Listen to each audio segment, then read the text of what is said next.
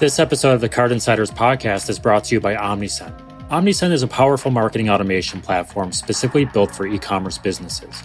With easy-to-use visual automation workflows, customer segmentation, 24/7 support, multiple channels including SMS, and built-in integrations with key e-commerce platforms such as Shopify and Shopify Plus, BigCommerce, WooCommerce, and Magento, OmniSend enables marketers to effectively grow their business without costing a fortune. Who says marketing automation has to be expensive? Learn more about how OmniSend can help you maximize your data and grow your sales at omnisend.com.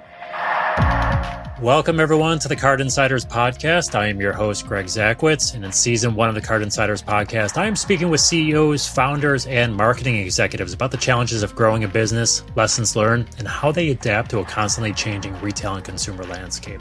On today's episode, I welcome to the show the CEO of New Era Appliances, founder of Retail Band, and host of the Page One podcast, Luke Peters. Welcome to the show, Luke. Thanks for being here. Thanks for having me, Greg.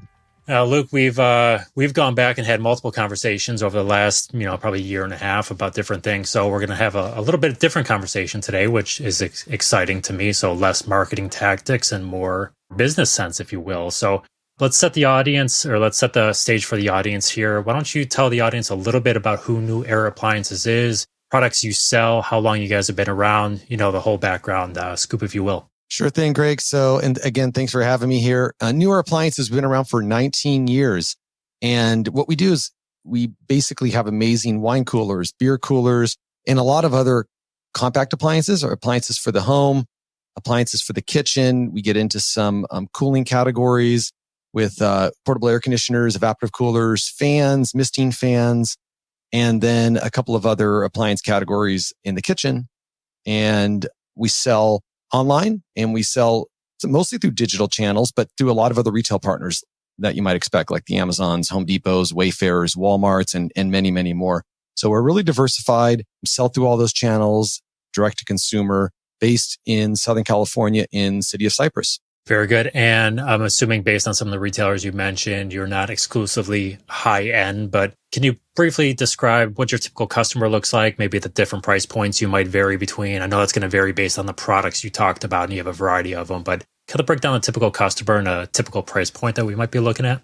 Yeah, sure thing. So, AOV is going to vary from site to site, but it's pretty close to about $300. And it can go up depending on the site, like for example, like our direct channel versus, another channel that might be lower. So it's right around that area. And the average customer, it's surprisingly kind of young, actually. A lot of millennials all the way through Gen X, all the way to 65 years old. So we got a good range of 20 percentile chunks through all those generations. And I think it trends slightly male, but that doesn't mean the male's always making the final decision. So it's hard, when you're really planning content and all of those things, but that's kind of what analytics data might trend when you look that direction at, when you're looking at the various cohorts. And it does trend, obviously a little bit higher income or disposable income. Very good. I know I was recently looking for, I say recently, maybe 6 months ago, looking for just a smaller wine fridge. And my wife said, well, you just do all the research, but I had to get that final approval for the look, the feel, the aesthetic. So right there with you. Yep, exactly. So you're in a competitive space, a lot of similar type products out there. So when we talk about competitive differentiators in the market, how would you guys say what your competitive differentiator is versus, say, one of your competitors? Sure. So the first thing is, like, a lot of our competitors aren't direct to consumer. Overall, our mission is to be the most trusted brand in compact appliances. That corporate mission is going to go through all departments, from the accounting department and working with bankers to customer service to marketing and creating the best assets that best describe the product in a way that outcompetes the competition, all the way through, to sales and building relationships with all of our customers and buyers and stakeholders. So that's kind of where we start, that we're going to become the most trusted brand. And so what that's going to mean to the end consumer is the best assets from a marketing perspective is going to mean that they're going to have the best information, the best scaled images that are going to give them a feel of how that product looks, the best and most trusted specifications. And then, of course, from customer service and other touch points. But then when you're talking about product, we're going to have differentiators built into the product as well. Since the company has grown quite a bit, we're really important to the factories we work with. And when that happens, you're going to have a lot more sway on, say, design components and so on and so forth. So making sure that we have the best trends as far as aesthetics and then also the quality of the product. It's going to vary by, category to category and what that might mean. That's our value add right now. And then in the future, there's a lot of R&D going on just as the company's grown, we have the wherewithal to do this. So a lot of R&D going on, new categories and a little bit more IP around those as well. So that'll give us more value to the customer and a little bit more competitive advantage. Very good. You guys have been around for 19 years, you mentioned, so it's been a long time. You mentioned your competitors most of them are not D2C. Was that something when you started off a company that you purposely wanted to go D2C? Did you start there or did you pivot there as the business grew? Can you kind of set the background for your D2C, the plan and the structure behind it? Yeah, good question. So, our roots are D2C, but we were 100% D2C through 2012, made a big pivot and kind of created this wholesale or marketplace model.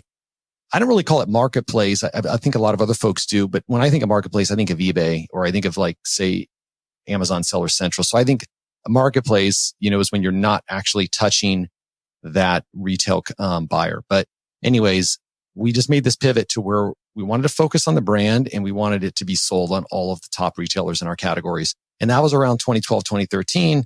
And when that launched, it was surprisingly a really easy rollout because the brand already had a lot of strength in the industry. And ever since then, we've got those two different tracks. So we've been growing really quick on that end and then really changed the D2C, kind of cannibalized it a bit, and then now kind of rebranding and rebuilding that. So the D2C is still what I started with. So definitely love that portion of the business, but I love all portions of the business that create revenue. So I love them all equally. Well, beats the alternative for sure. So you mentioned you guys made that pivot about 7-8 years ago. It started cannibalizing the business and then you kind of fixed that up. Has that been a natural progression? Like, has that happened before where you guys have moved into a particular area, found that cannibalizing something else and you had to adjust that to make sure that it stopped happening? Or is this the first time that really happened for you guys? Well, it's the first time, but it's not cannibalizing in a bad way. It's kind of like you've got this one vertical and that vertical is going to be reduced at the beginning. It's a little bit more complicated because we were selling other people's products too. So what we did is we were selling our brand plus 400 other brands.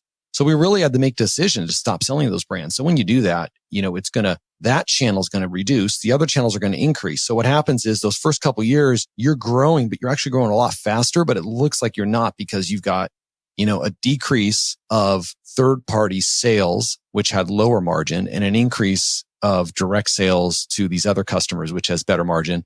But anyways, like your top line, it's not moving as quickly, but underlying that, it really is. It's not like the business cannibalized itself. It's just, one of the verticals. And then, we just turn that, now we only sell our brand along with a couple licensing brands that we have, but it's just our product right now. Can I ask why you decided to make that pivot? Because that's interesting to me that if you're having success one way, I'm sure it's like any form of business whatsoever. It could be scary to make a change or, you don't want to shake the cart, you don't want to rock the boat. So why did you guys decide to make that change? I think companies selling online are always going to have to make these changes. So there's probably a big one right now with how dominant Amazon is. But anyways, back to that time, there was a lot of direct to consumer, we'll call it almost their own marketplaces. This is where you're selling other people's products. And that model, I think, you call them drop shippers. We had our own warehouse, but the thing is, they're just going to get out competed by Amazon. So I kind of saw the writing on the wall. I saw that the brand mattered. You had to build the brand, and that at that time, Home Depot, Walmart, Target, everybody, all their marketing departments were waking up. Prior to that, they didn't rank. All of a sudden, we were always first page on key terms. All of a sudden, they started taking first page. Their marketing departments got some investment. They built out good teams. They had way more eyeballs than we were ever going to have. So it's just going to be a natural evolution of consolidation on the internet, basically. And that's what we've seen the last 10 years. You can really see it now accelerating, how there's just a couple companies that really are winning the race online. And then a bunch of brands around those companies that are, surviving off a lot of the traction that those companies built and services around those companies like Amazon, obviously. But back then it wasn't like that. There's tons of little brands that could compete because of SEO and also because Google, you didn't have to pay to play like you do today. Right now, everything from social to Google, the organic listings are kind of stuffed down. And first of all, those are harder to win anyways. And then you kind of have to pay to play. So it's been a big change the last 7 or 8 years. And now companies have to think about doing the same thing. You can't be 100% an Amazon company. You can't be leveraged that much because there's too much risk built into a business model that way. So it seems like you were somewhat of an early adopter there, at least ahead of the curve a little bit, for recognizing the power of these different platforms and where the competition is coming from with different marketplaces, things like that. Have you found yourself just in business in general to be an early adopter with things, or do you typically let other companies, people, industry, whatever, kind of vet things out before you jump into them? Because it seems here that you made that early pivot and it was to your success. You reap the rewards for it.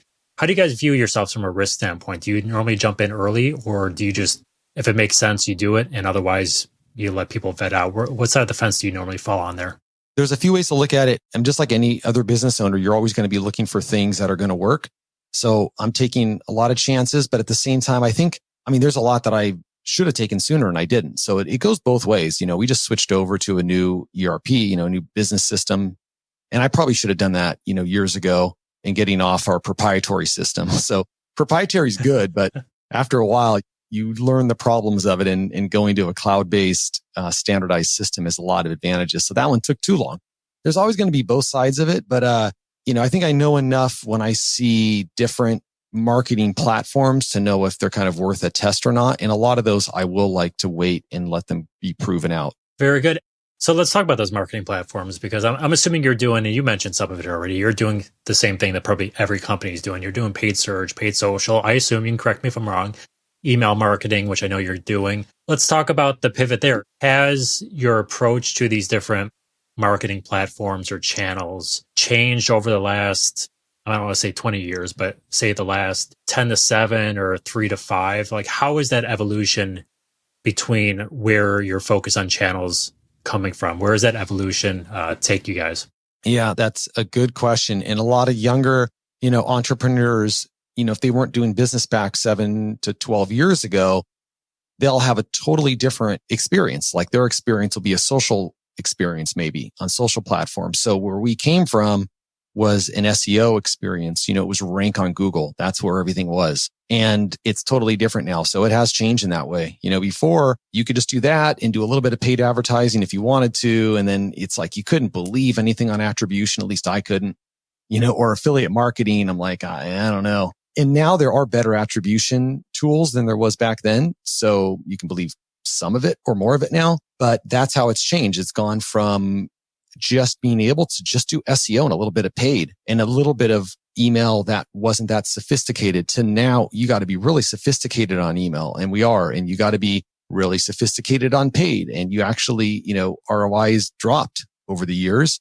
So you really have to understand attribution a little bit, at least to, or hopefully a lot, to make a good decision. And then, on and on with social and all those others. And it doesn't work for every product, by the way, or every company, so we've definitely tested, and some things work and some things don't. But we're doing all those things, and all kinds of cart abandonment and all kinds of stuff that most direct to consumer companies are doing. Yeah. Do you guys have a particular sense of which channels are for which stage of the funnel? So a lot of times you'll get, obviously paid search will be kind of your top of the funnel stuff. Email marketing, a lot of times used for customer retention, things like that. Do you guys have those buckets kind of broken down that you have found where you have the most success for your audience? Because I would imagine, and the reason for me asking is I would imagine it would be a little more difficult for you because you mentioned that your customers range from, millennials all the way up to boomers for the most part. Now they're not all D2C because you get people buying at Home Depot or whatnot, but I would imagine the channels you use to target these individuals might vary based on what age demographic they sit in. It's a great question. Probably one that I need to learn more about, I would say. But I think you actually tied it up pretty good there where, you talk about the top of funnel with paid or organic, because like our channels, you have organic, you got paid. Of course, email is a big channel. You've also got a lot of direct traffic. We actually do some influencer marketing, which is pretty different, I think, than any of our competitors, but it works good for our category. And especially our products are high consideration products. So if you're buying a cool beer cooler that you want to put in your garage that you got your pool table, or a wine cooler that you're going to put in your kitchen, you're going to shop around. You could shop around for a couple weeks even. So that's making it difficult to measure that exactly. But there's tends to be some direct sales coming in off of influencer or just any direct referral method that you might think about, or someone just typing the site in. And it's hard, or I don't have the data to tell me right now. Maybe my ecom guy does, but I don't, of what is top of funnel versus bottom of funnel. Except email probably is closer to the bottom. And when you said sophisticated email nowadays, I'm assuming, I'm going to put words in your mouth just for clarification, but I'm assuming you're talking about more automation. You mentioned cart abandonment, but I'm assuming you're talking about more things like welcome series, lapse purchase, but more that automation side of things, correct? Exactly. Yeah. More of the stuff that I never did before. So I got a great person running it now and putting in those different sequences and just a logic behind what gets sent out when. Yes. Very good. And I'm going to make the pivot away from marketing channels a little bit if I can into kind of business ownership and kind of leading through a bunch of different things. So you talk to any founder, any company, doesn't matter if it's a direct-to-consumer company, a SaaS company, whatever, it's always going to come with highs and lows. And I'm assuming you're probably no different with those things. So the challenges you might have had to overcome, you're probably, and we were talking offline, but I mean, we're going through a global pandemic right now. We talk about supply chain disruption, and we went through tariffs for the last several years, right? So things that impact a lot of businesses. What are some of the top challenges that you can remember over the last 19 years you guys have had to face and then ultimately overcome with the business? Yeah, it feels like we've always had to reinvent. We've always had some strengths, like, some things working for us, the brand, the space we're in, our know-how. And kind of when you grow up, you go from a company that doesn't have the organizational structure that it needs to a company that does. And we're at that stage now where we have it. We've got the right team. So over the last, 3 to 4 years, we've really worked on, or I have really, really focused on the team. And during that time, of course, we had to run through tariffs, and then we had to run through COVID, and those are massive disruptions. I mean, tariffs is like a 2-year disruption that we've just run through on the supply chain.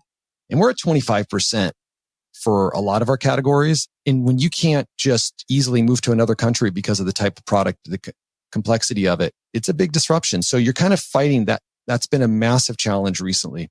And you're fighting that even though your team is better, your company's better, everything is better, but you're not seeing the result because of the tariffs. But now, we're kind of on the back end, and we've solved a lot of those problems and reset a lot of things. So it's a really nice feeling to be on what feels like the back end of it. And of course, now we're right in the middle of COVID, which was another big challenge. But when you have a great team, I think that allows you to push through those challenges. And those two have definitely been some of the biggest. You mentioned moving from an organization without a lot of structure to one where you have that structure in place. There's probably going to be companies and people listening to this that probably sit in that unstructured environment and are trying to get to that structured place. What's the biggest piece of advice you might be able to offer them about how to do it? Because I'm sure it probably just seems like it's almost like death by 1,000 paper cuts, right? There's always something. There's that laundry list of things that you're always tackling. So what advice would you give to those people that are trying to get more structured in their organization? Get a good finance department. So that's a lot of times new entrepreneurs, they're focused on marketing and sales, which they should be. But don't put that off too long. Have a really solid finance department, because that'll keep you grounded and keep you looking at the real numbers, not your made up numbers that we all like to make up, and we just look at 3 little numbers, we're made this much. I think our costs are this much, so we're making this much. You got to have a really solid finance team. Of course, we got a great team, but it helps when you have an excellent ERP and everything is being tied together. By the way, we just did that shift, year and a half ago or something like that. Yeah, year and a half ago. So February of last year, we launched. So all of those things happening, COVID, ERP, which if anybody's done one of those conversions, it's a massive conversion, plus tariff. So that's why it feels like we're on the back end. But having that, it's underappreciated department figured out, and then having really good forecasts and models that you're looking at every single week, every month at least, is, I think, underappreciated for smaller companies. Larger companies are going to say, well, of course, but there's always a time and period in a young entrepreneur's journey when they may not be doing all that. Very good. You mentioned multiple times today, and you have in the past just through general conversations about having a good team and good people in place. So There's the common saying, surround yourself with the smartest people. If you're the smartest person in the room, you're probably in the wrong room, things like that. So I'm giving you an out with a question. So feel free to chime in on the how to build a good team or how to identify what a good team is. But the other side of that is, anyone who's either in a leadership role now or currently aspiring to be a leader one day, what piece of advice or guidance might you be able to give to them where they might be able to focus? And that could be business decisions like building a big team or a good team, particular type of management style, HR functions, whatever it could be.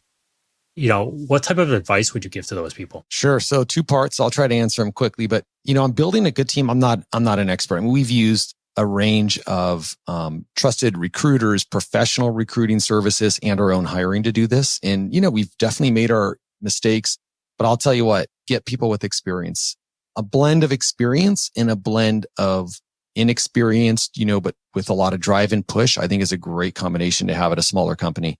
But you can't just have one or the other because I think they both help and balance each other. But having that experience on key areas like finance and sales, you just can't describe how important that is.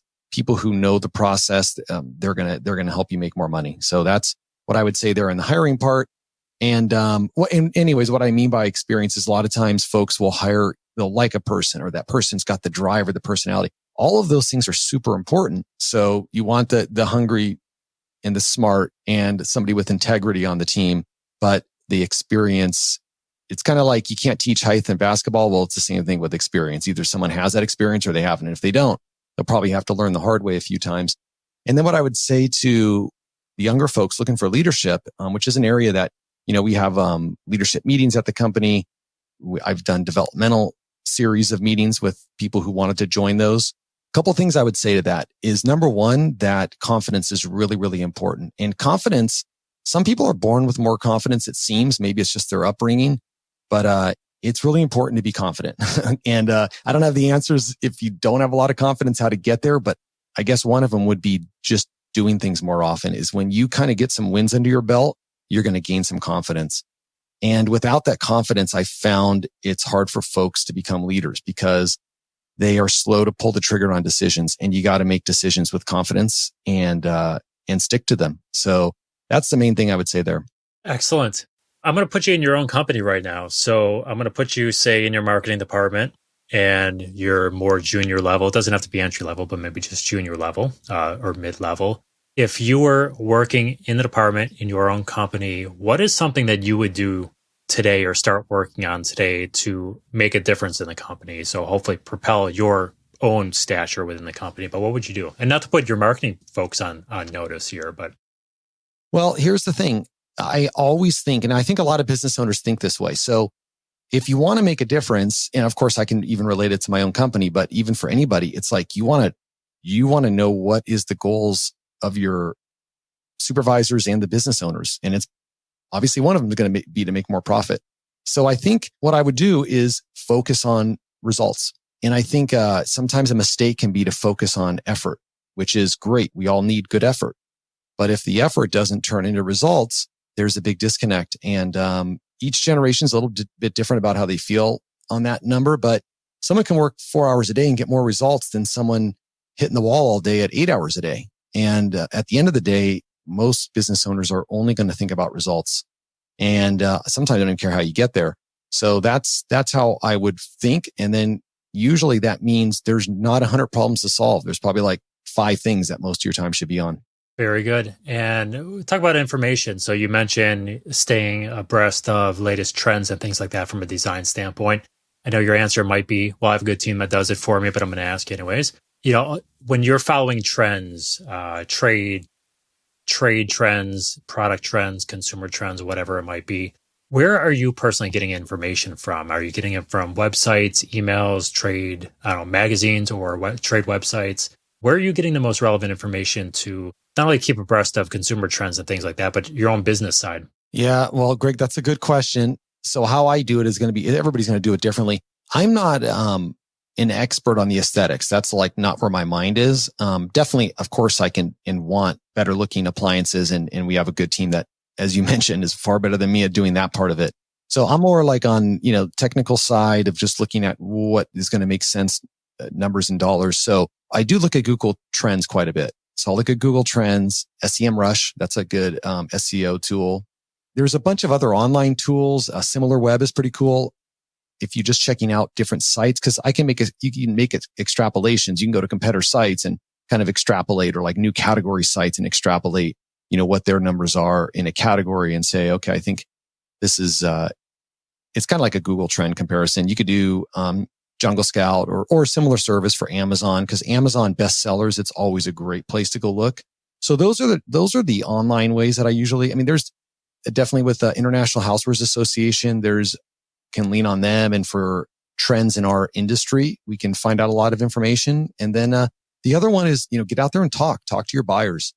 That's the one that is equally valuable and takes about 1/10 the time, by the way, is you call up your buyers and they say, you guys should be selling a lot more of this, and it's like, ding. Okay. We didn't have to go spend a bunch of money on some expensive research journal. They'll tell you if you build that relationship with them. Very good. So you guys have been around for 19 years, successful business. You've made pivots. You've learned things along the way. If you want to leave the audience with any one thing today for them to walk away with and say, okay, this is what I can implement in my business tomorrow, whether it's a tactical piece of advice, just a general piece of day-to-day business advice, whatever it might be, what would that one thing be for the audience? Well, so the one thing would be hire a great team so that you don't have to be in the weeds all the time. So luckily, I've been able to do that over the last couple of years, and that team is going to do the job far better than you're going to be able to do it. But you can still add a lot of value to them because you have the experience. And it's a journey to find that right team, by the way. And it's not going to happen overnight. So you got to make a concerted effort and make it, I call my MITs, my most important things. It's got to be there at the top, and you got to have those positions, and you got to make sure that every month or week you're moving the needle on it until you get there. But when you're there and you've got those people you can count on, and they become, not just your team, but your friends and the people you're talking to every day, that's going to make all the difference. Very good. And I teased during the intro, Luke, that you are the founder of Retail Band and also the host of the Page One podcast. Can you just spend a minute talking about what each of those are, if you will? Yeah, well, thanks for giving me that, Greg. Page One podcast, it's a podcast focused on the home and hardware consumer goods space. So if folks are going to the International Housewares Show, or they're going to the hardware show, but we also talk a lot about marketing and Amazon and some agency stuff. Anybody in those categories, we're talking to business leaders. It's a lot of fun. It just had some amazing people on the podcast talking about how they're winning. So every time I'm taking tons of notes and trying to implement it in my own company. So selfishly asking questions that I think are relevant to me, but the feedback has been that they're helping a lot of other business owners too. So that's the Page One podcast. And then Retail Band at retailband.com, we can implement strategic plans for folks that need help digitally. So if you're in store, but you don't really know how to succeed online, or you want to be better, we can help you out. And we can give you basically a roadmap on how to do it, whether it's sell more on Amazon, sell more on your own website, or sell more at a bunch of different channel websites. So, Luke, obviously we'll have contact info in the episode description of how to get a hold of you. But if someone wants to reach out, ask you a question about anything, what's the best way for them to get a hold of you? Well, probably LinkedIn. So I'm relatively active on LinkedIn, so they can find me there, and happy to connect there. Excellent. Luke Peters, everyone, CEO of New Air Appliances, founder of Retail Band, and host of the Page One podcast. Luke, thanks for your time today. To everyone listening, thank you as well for yours. Until next time, have a great day and be kind to one another.